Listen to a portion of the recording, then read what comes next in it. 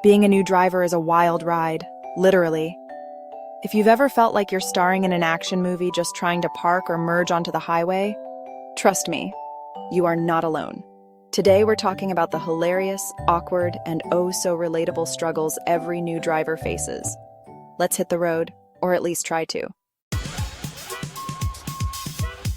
Okay, picture this. You're fresh out of driving school, license in hand, feeling like you could conquer the Autobahn. But then you hit the open road, and suddenly you're a hazard at any speed. Too slow? You're that car everyone is impatiently riding your bumper, honking their horn to the beat of Flight of the Bumblebee. Too fast? Oh boy, you're practically reenacting the Fast and the Furious. Except you're more likely to end up with a speeding ticket than street cred. And the worst part? You spend half your time staring at the speedometer like it's a bomb about to detonate. It's a constant battle between lead foot and granny gear. And let's be real, luck plays a bigger role than skill in those early days. Parallel parking, the bane of every new driver's existence. It's like trying to solve a Rubik's Cube while driving a clown car. You've got your blinker on, your head on a swivel, and sweat dripping down your forehead as you try to squeeze into a space barely bigger than a shoebox. You crank the wheel, reverse, repeat, and somehow you're further away from the curb than when you started. After 20 minutes of this automotive ballet, you give up, defeated. Uber it is. Who needs the stress of parallel parking anyway? You're basically doing the world a favor by not blocking traffic. Ah, the highway. A concrete jungle where the speed limit is more of a suggestion and merging is an extreme sport. For a new driver, it's basically the equivalent of jumping into a game of double dutch with 18-wheelers. You're white-knuckling the steering wheel, your heart is racing faster than your engine, and you're praying that someone, anyone, will let you in. And then there's that moment of truth, when you finally find a gap, hit the gas, and pray you don't become a hood ornament. It's a rush, it's terrifying, and it's all in a day's work for a new driver. Chapter 4. The overuse of the brake pedal. So, you've mastered the art of accelerating, sort of. But braking?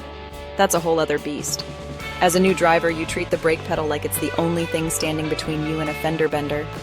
Every stop sign, every red light, every slight slowdown becomes an opportunity to slam on the brakes like you're in a Fast and Furious movie.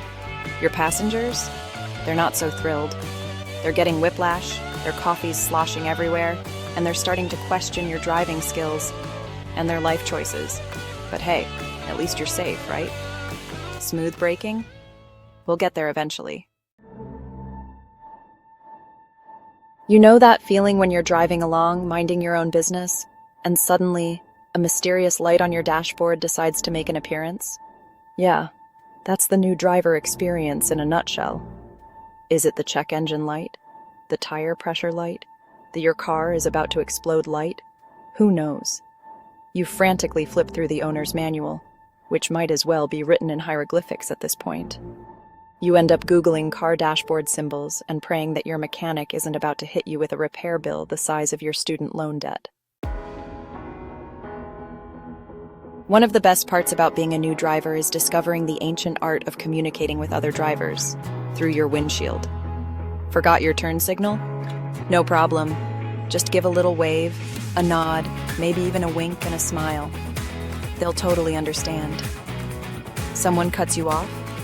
Time for some expressive hand gestures that you'd never use in polite company. And let's not forget the classic thank you wave, which can range from a subtle finger lift to a full-on royal wave, depending on how grateful you are that they didn't run you off the road.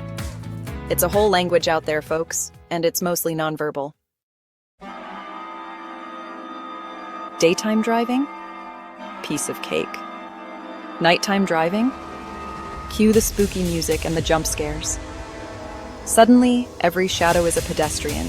Every pair of headlights is an oncoming semi-truck, and your high beams become your best friend, even if you're not entirely sure when to use them.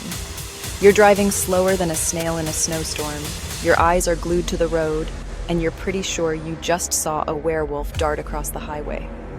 Okay, maybe not a werewolf, but a raccoon in the headlights can be pretty terrifying too. made it home in one piece. Being a new driver is a struggle, but hey, we all start somewhere. If you've ever experienced any of these, comment below which one is the most relatable. Don't forget to like and subscribe for more funny driving moments. Safe driving, everyone.